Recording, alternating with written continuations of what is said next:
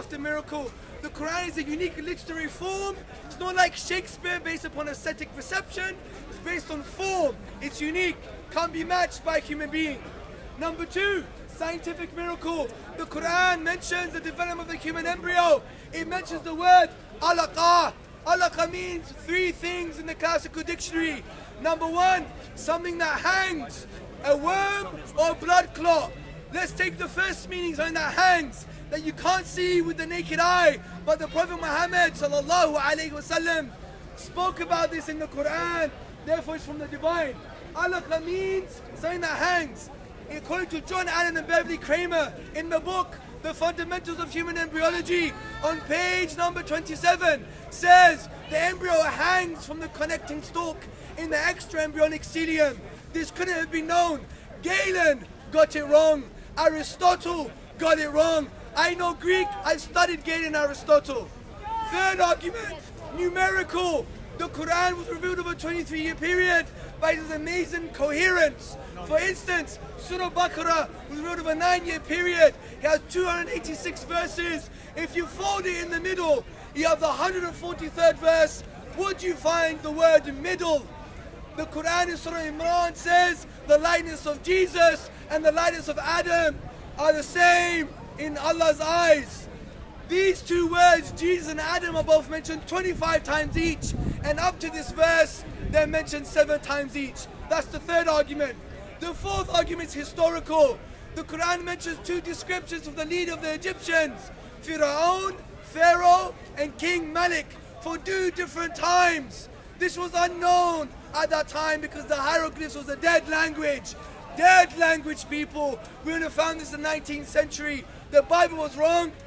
Okay, we're not supposed to talk about the Bible. Let me just add it here. The Bible was wrong because it only mentions Pharaoh. The fifth argument, the Quran creates change in humanity. It created justice and peace and preserved the Jewish tradition.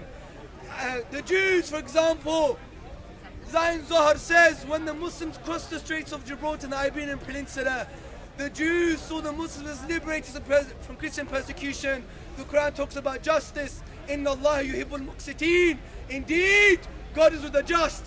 I've given you 5 reasons. Reason number 1, linguistic miracle. Reason number 2, scientific miracle. Reason number 3, numerical miracle. Reason number 4, historical miracle. And reason number 5 was a social miracle, political miracle. There's no naturalistic explanation, therefore it's from the divine. Subhanakallahumma wa bihamdika ashhadu an la ilaha illa anta astaghfiruka wa atubu ilayk. Well done.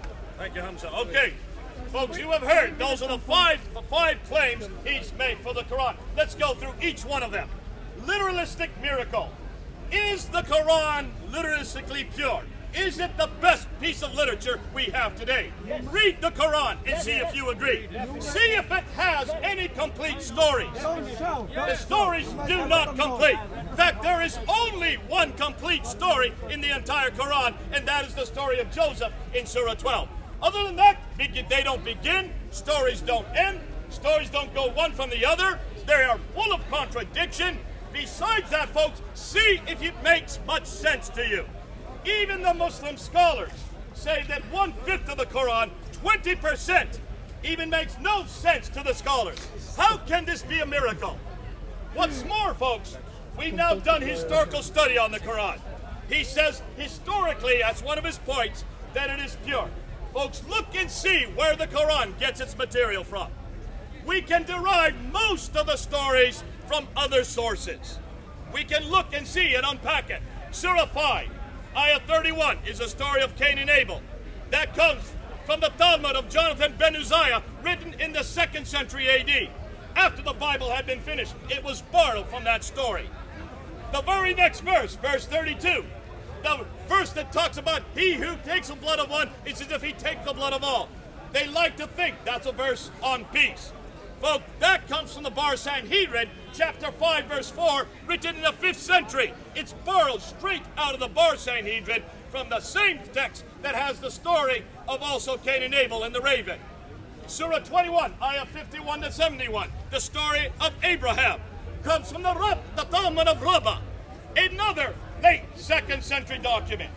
Surah 27, ayah 17 to 44. The story of Solomon and Sheba. Solomon, in that story, does not do the same thing he does in the Bible, proving it comes from another source. And we know where the source for that story is. It comes from the second Talmud of Esther, written in the late 2nd century. The Quran is borrowed from many sources. He talked about the scientific miracle. He talked about the 4 stages of the embryological cycle. Take a look at those 4 stages, and you will see they come from Galen. The same 4 stages were written by Galen in the 2nd century, a Jewish embryologist writing in Greek. It is his material that existed right up until the 5th century. We're being taught in the schools in Ctesiphon, which later became Baghdad. That's where the Quran got its material from. It sourced it from there. It borrowed it. Nothing's new. There is no miracle there. If you're going to call this a miracle, then give credit to Galen, the Jewish embryologist that wrote it in the 2nd century. But don't say this is from Muhammad. Folks, he talks about not only the literalistic, he says that it cannot be equaled. Do you really believe that? No. Look and see how many books not only equal the Quran, but are better than the Quran. I'll give you my Bible. In fact, I will give you Psalm 23. The Quran makes the challenge. Find a surah like it. Read Psalm 23 and find if there's anything in the Quran that can equal Psalm 23. But don't just stop there. Go to Psalm 1. Go to Psalm 2. Go to any of the Psalms. And see if there's anything in the Quran that can equal it. Sorry, I am loud. There's a big crowd. This is Speaker's Corner. Forgive me, Hamza. Go to 1 Corinthians, chapter 13, the chapter on love. Show me any verse, any chapter that can equal that in the Quran. Folks, I give you the Bible. The Bible is superlative. We don't say it's the best piece of literature. What we do say, it is God's words in the words of men. We know the men that wrote it. We know the authors of all the books. Most of them gave their name to the books. We don't know the author of the Quran. Certainly Muhammad didn't write it. He couldn't read or write. So where did the Quran come from? We pretty well know where it came from. It came from many sources, borrowed from many literatures, many of them written. We know who the men are. We know when they were writing. We know why they were writing. They did not get it from God. It was not sent down over a period of 22 years. It is an inferior piece of literature. It does not equal the literature we have today. It does not equal our Bible.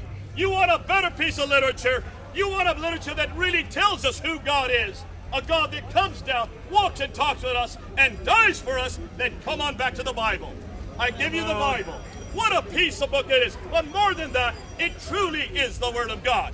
Not just because of the borrowed stories that we have in the Quran, because it does come from God, written by men.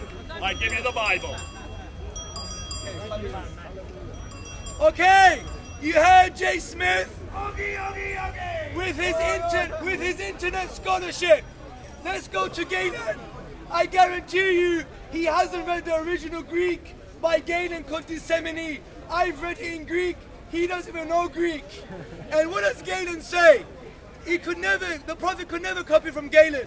Galen says that your semen comes from blood. Then he says the 2 semens meet and then mix with menstrual blood. The Quran does not copy these fallacies.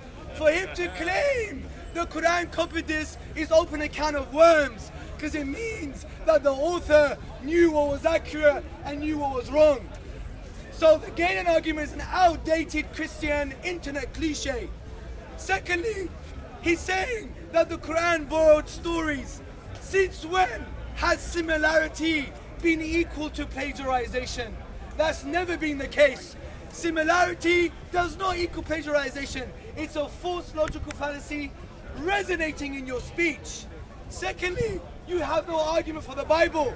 Where was your positive case for the Bible for him, on God? Because he knows he doesn't know what the Bible is.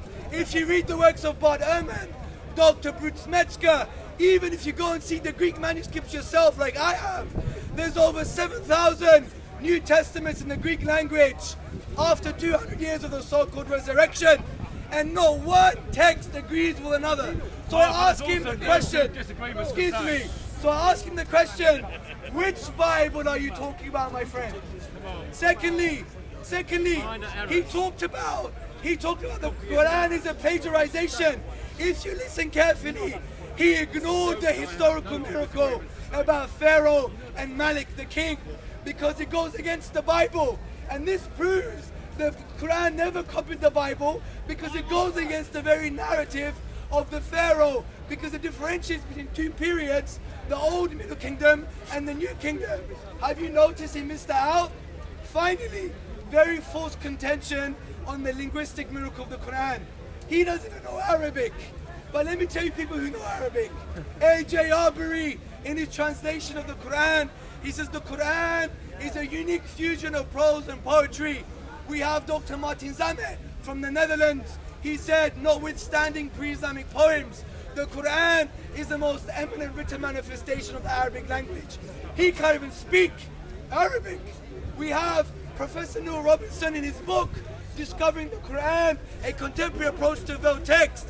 He has a whole chapter on the dynamic style of the Quran and says this surpasses any known Arabic literature. You have the works of Professor Anthony Jones from Queensland University, another Arabist. He goes and discusses chapter 12 of the Quran and says about its imaginistic beauty. So, his contentions were all false. سبحانك اللهم وبحمدك. My question. أشهد أن لا إله إلا أنت My question.